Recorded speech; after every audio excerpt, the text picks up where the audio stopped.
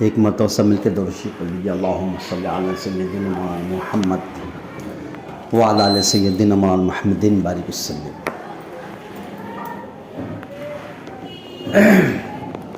سبحانک لا علم لنا الا ما علمتنا انک انت العلیم الحکیم، نحمدہ ونصلی علی رسولہ الکریم، اما بعد فاعوذ باللہ من الشیطان الرجیم، بسم اللہ الرحمن الرحیم۔ یا ایہا الذین آمنوا ادخلوا فی السلم کافہ، صدق اللہ العظیم۔ محترم بزرگوں اور دوستوں،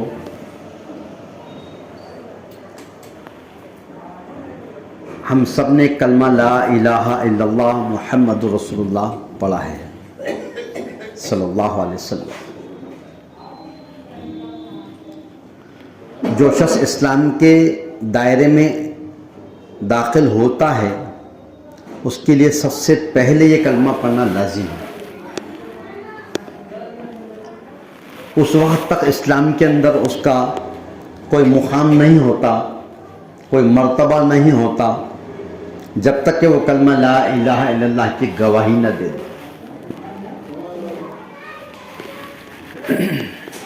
یہ کلمہ جو لا الہ الا اللہ محمد رسول اللہ ہے، اس کے دو حصے ہیں، ایک ہے لا الہ الا اللہ اور دوسرا حصہ ہے محمد رسول اللہ صلی اللہ علیہ وسلم۔ اندر جو اسلام کے اندر جو موجود ہے اس کے لیے بھی یہی کلمہ، اور کسی مذہب کو چھوڑ کر آ رہا ہے، اسلام میں داخل ہو رہا ہے، اسلام میں اس کی انٹری ہو رہی ہے، تو اس کے لیے بھی یہی کلمہ۔ جو شرائط اندر والے کے لیے ہے وہی شرائط باہر والے کے لیے بھی ہے۔ جو شخص کلمہ لا الہ الا اللہ پڑھ لیتا ہے وہ اسلام کے دائرے میں داخل ہو جاتا ہے۔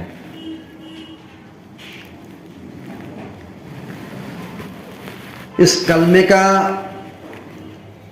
یہ جو کلمہ ہم نے کلمہ لا الہ الا اللہ پڑھے ہیں، اس کے دو جز ہیں، ایک ہے لا الہ الا اللہ اور دوسرا ہے محمد رسول اللہ صلی اللہ علیہ وسلم۔ مذہب کا نام اسلام ہے اور جو کلمے کا اقرار میں نے آپ نے کرے ہے وہ لا الہ الا اللہ محمد رسول اللہ صلی اللہ علیہ وسلم۔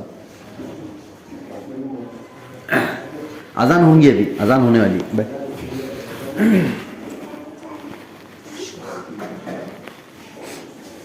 تو یہ ہے کہ جو اسلام کے دائرے میں داخل ہونے کے بعد یہ اس کا نام ہے مذہب کا اسلام، اور یہ ہے کلمہ لا الہ الا اللہ۔ لیکن اس کے ساتھ اس کے تقاضے بھی شروع ہو جاتے ہیں۔ کلمہ پڑھنے کے بعد کلمے کے تقاضے بھی شروع ہوتے ہیں۔ جیسا نکاح ایک نام ہوتا ہے اور اس میں دو چیزیں قبول کرنی ہوتی ہے،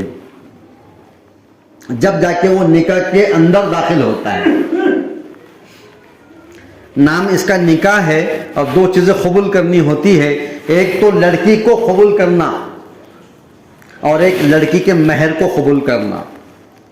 یہ دو چیزیں قبول کرنے کے بعد اب وہ نکاح کے بندھن میں، وہ نکاح میں داخل ہو گیا، اس کا نکاح ہوا، لیکن نام نکاح ہے اور دو چیزیں اس نے قبول کرا، اب جا کے وہ جو جس لڑکی کو اس نے قبول کیا مہر کے ساتھ وہ اس کے نکاح میں داخل ہو گئی،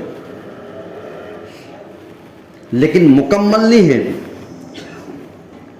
اس کے تقاضے سے شروع ہو جاتے ہیں۔ جیسی اس نے نکاح قبول کر لیا، دو چیزوں کو اس نے قبول کر لیا، لڑکی کو قبول، اس کے مہر کو قبول، جیسی قبول کرنے کی دیر تھی اسی وقت وہیں سے پھر اب اس کے تقاضے اس پہ شروع ہو گئے۔ اس وقت تک اس کے تقاضے ایک دوسرے کو پورے کرنے ہیں جب تک وہ دونوں کا نکاح قائم ہے، باقی ہے، جب تک کہ کسی ایک کی موت واقع نہ ہو جائے، یا یہ کہ وہ طلاق اور جو تو بیوہ ہو جائے یا طلاق کے ذریعے سے علیحدہ ہو جائے، اس وقت تک دونوں کو پورا کرنا ہے ایک دوسرے کے تقاضوں کو۔ جب وہ نکاح کر کے لاتا ہے، دو چیزوں کو قبول کرتا ہے، تو اس کے پیچھے اس کے تقاضوں کو پورا کرنے میں اس کی جوانی سے لے کے اس کے نکاح سے لے کے اس کی موت تک، یا وہ نکاح جب تک قائم رہتا ہے وہ سب تک ایک لمبی چوڑی محنت ہوتی کہ نہیں ہوتی؟ اس کو تو پورا کرنے کے بعد ہم یہاں تک آئے، ایک محنت ہوتی ہے. اور یہ جانتا ہے شوہر کہ یہ میری بیوی ہے، یہ میری زوجہ ہے، یہ میری شریک حیات ہے. اب اس کا کھانا میرے ذمے، اس کا پینا میرے ذمے، اس کا مکان میرے ذمے، اس کا لباس میرے ذمے، اس سے بچے ہو گئے اس کی پرورش کا میں ذمہ دار، اس کو مکان میں رکھنا ہے یہ میری ذمہ داری، اس کے سکھ دکھ کا میں ذمہ دار ہے. وہ ساری ضرورتوں کو پورا کرتا ہے اور ہم کر رہے ہیں. اور کب تک پورا کریں گے؟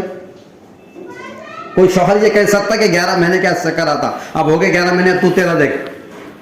وہ جانتا ہے کہ اب یہ نکاح کے بعد اب یہ تقاضے میری موت تک یا اس کی موت تک یا دونوں جب تک قائم ہے، جب تک یہ نکاح کے تقاضے پورے کریں گے، اور کرتے ہیں.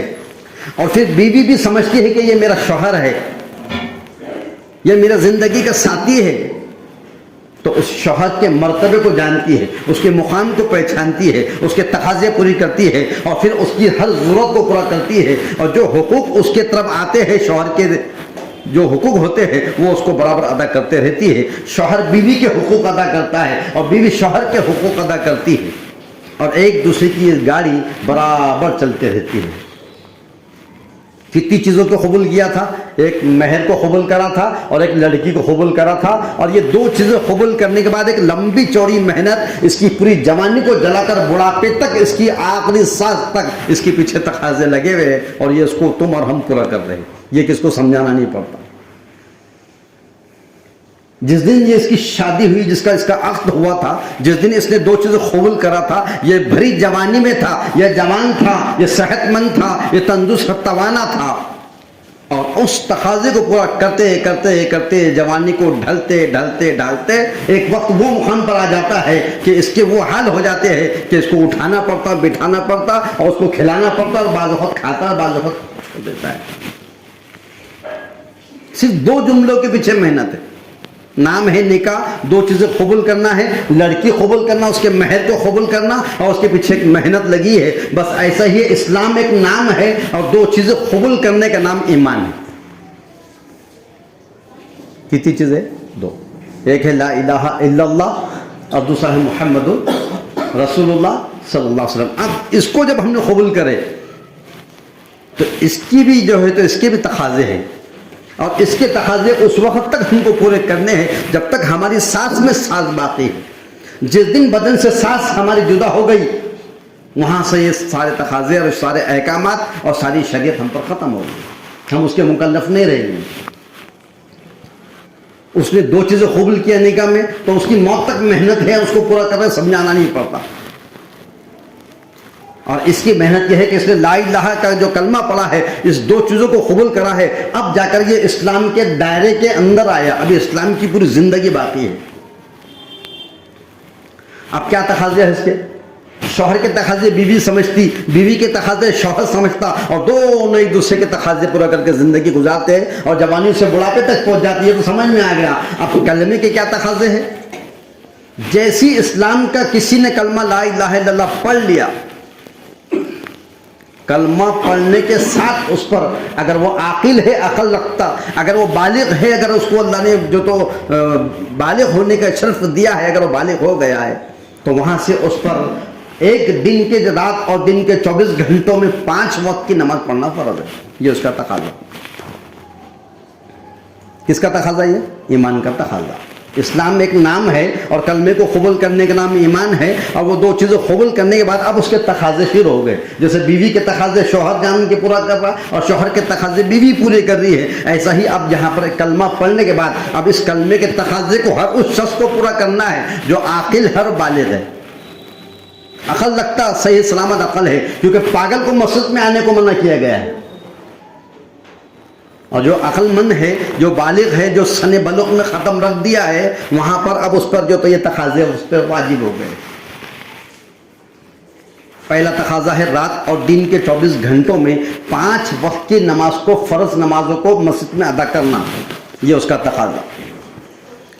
اللہ کے رسول صلی اللہ علیہ وسلم نے فرمایا کہ جو شخص ایک وقت کی نماز کو اگر پڑھ لیا، فرض نماز جیسا فجر کی نماز پڑھ لی، اس فرض نماز کے ادا کرنے پر اس کو 3,35,54,432 نیکیاں ملیں گی۔ اللہ کے رسول کی حدیث ہے۔ کتنی نماز ہو گئی؟ بول، ایک نماز۔ ابھی ظہر باقی، عصر باقی، مغرب باقی، عشاء باقی ہے، اور فجر پڑھ لیا۔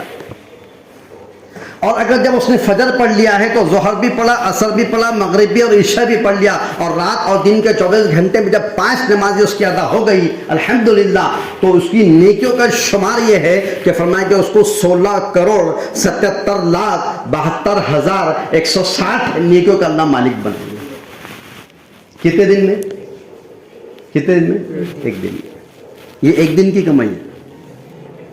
اور ہفتے میں 7 دن ہوتے، 7 دن اس نے روٹین برابر فجر، ظہر، عصر، مغرب، عشاء کی اس کلمے کے تقاضے کے مطابق نماز کو پڑھتا رہا، تو اس نے 7 پنجے 35 نمازیں ادا کر لیا۔ کتنے ہوگی؟ 35 نمازیں۔ 35 نمازیں اس کی ادا ہو گئی تو فرمایا ایک نماز پر 3,35,54,432، تو 5 نمازوں پر 16,77,72,160 نیکیاں۔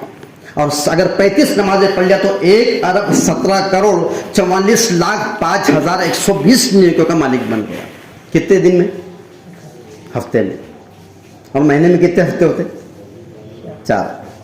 تو ایک ہفتے کی کمائی یہ حال ہے، موبائل نکال کے ڈالے تو وہ بھی بولیں گے ٹیاں میرے بس کی بات نہیں ہے، اللہ اتنا دے رہے، صرف نماز کے اوپر بتایا میں نے۔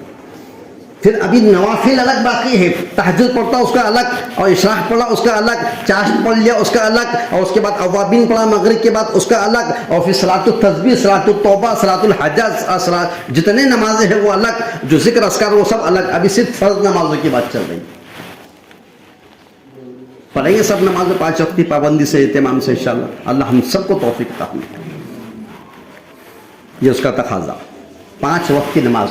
ایک جگہ اللہ تعالیٰ فرما رہے ہیں حدیث قدسی کے اندر، اللہ تعالیٰ یہ فرما رہے کہ اے محمد صلی اللہ علیہ وسلم، میں نے تمہاری امت پر 5 وقت کی نماز کو فرض کر دیا، اور اپنے لیے اس بات کا عہد کر لیا ہے کہ جو شخص اس کو اپنے وقت پر پڑھنے کا اہتمام کرے گا، میں اس کو اپنی ذمہ داری پر جنت میں داخل کروں گا۔ کون کہہ رہے؟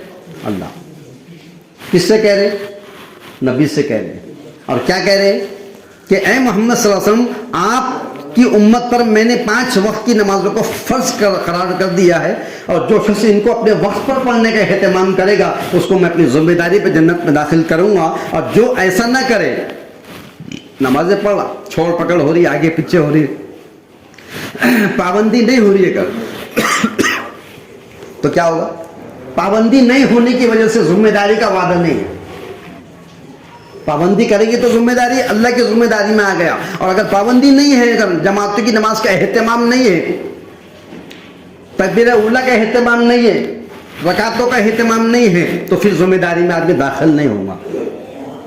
تو یہاں اللہ کس چیز کی ذمہ داری لے رہے؟ بول دینا تھا نماز پڑھنے پہ جنت ڈائریکٹ، ذمہ داری کا کیا سوال تھا؟ اللہ مالک ہے اور سارے انسانوں کو اللہ جنت میں ڈال دے، کوئی پوچھے گا کیوں ڈالے کر کے؟ سارے مسلمانوں کو باہر پھینک کے کس کو بھی ڈال سکتا ہے اسلام میں داخل کرے، اس کی مرضی۔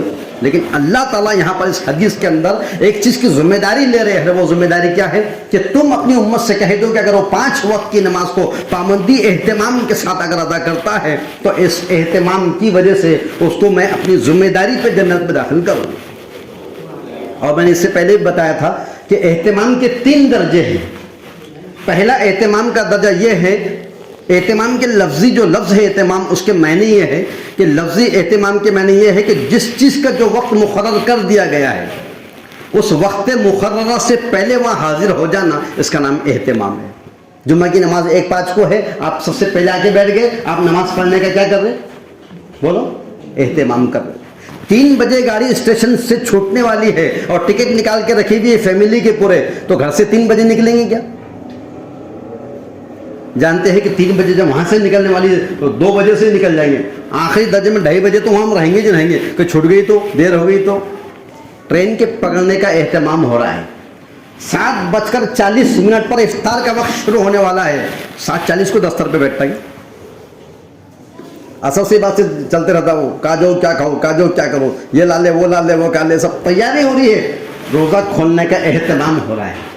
تو جو شخص اپنے 5 وقت کی نمازوں کو اہتمام کے ساتھ پڑھے گا، اللہ فرمانے میری ذمہ داری پہ اس کو میں جنت میں داخل کروں گا، اور جو ایسا نہ کرے اس پہ میری کوئی ذمہ داری نہیں۔ تو کس چیز کی ذمہ داری یہاں لے رہے؟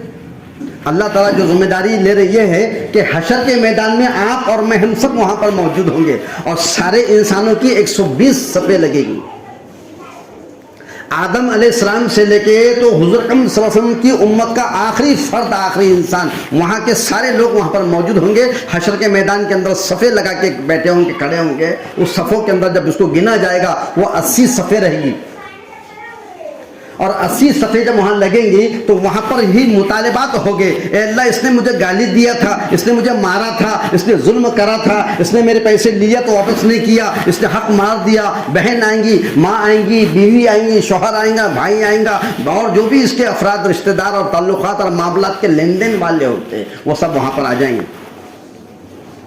اب اس نے نماز کا اہتمام دنیا میں ایسا کرا جیسا بتائے تھے، 5 وقت کی نماز کو کہا کے پڑھا، مسجد میں پڑھا، پابندی سے پڑھا، ایسا اس نے کیا۔ اس اہتمام کی وجہ سے اللہ تعالیٰ اس کو سرٹیفکیٹ دیں گے، یہ لے اور جا جنت میں۔ انعام کیوں ملا؟ کیونکہ نماز کو اہتمام کرا تھا۔ اب یہ سرٹیفکیٹ لے کے جب جنت میں جا رہا ہوگا، ادھر سے بیوی آئیں گی بھاگتے ہوئے، ماں آئیں گی، بیٹا آئیں گا، باپ آئیں گا، شوہر آئے گا، فلانا آئے گا، بچے آئیں گے، اور نوکر تھے تو سیٹ آئیں گا، سیٹ ہے تو نوکر آئیں گا، یہ سب آ کے اسے کہیں گے ابھی اس کو جنت میں مت ڈالو، کیونکہ ابھی یہ ڈیفالٹر ہے، اس نے میرا حق مارا ہے، اور آپ کا وعدہ ہے کہ بے سینگ والی بکری اور سینگ والی بکری دونوں میں جھگڑا تھا، اس نے اس کو ماری تھی، اس کے پاس سینگ تھے، اور اس نے مار کھائی، اس کے پاس سینگ نہیں تھے، تو آپ اپنی خود سے اس کو سینگ دیں گے، وہ اس کو ماریں گے جب وہ پھٹم پھاٹ ہوگا، اے اللہ یہ جنت میں چل جائیں گا تو میرا کون دے گا؟ آپ اس کو جنت میں مت ڈالو، اللہ اس سے میرے لینا ہے۔ اللہ فرمائیں گے تو جا جنت میں، تیرا جو مطالبہ رہے گا میں اپنے خزانے سے پورا کروں گا۔ یہ تو جا جنت میں، ہاں کیا ہے تیرا؟ یہ لیا وہ لیا وہ لیا، یہ اس کا یہ اس کا یہ اس کا، سارے خزانوں میں سے اللہ عطا کر دے گا۔ اس کی وجہ سے، کس کی وجہ سے؟ کس کی وجہ سے؟ اس لیے کہ اس نے نماز کا اہتمام کرا تھا۔ تو اب اس کا مطلب کیا ہوا؟ نماز پڑھتے رہو لپڑے کرتے رہو؟ نہیں، بلکہ نماز کے ساتھ اگر کچھ ہو بھی جا رہا ہے تو اللہ تعالیٰ اس کو ادا کرے گا۔ تو پہلا تقاضا اسلام کا نماز، دوسرا روزہ، تیسرا زکوٰۃ، اور 5واں حج، یہ اس کے تقاضے ہیں۔ اللہ سے دعا ہے کہ اللہ تعالیٰ ہم سب کو عمل کرنے کی توفیق عطا فرمائے۔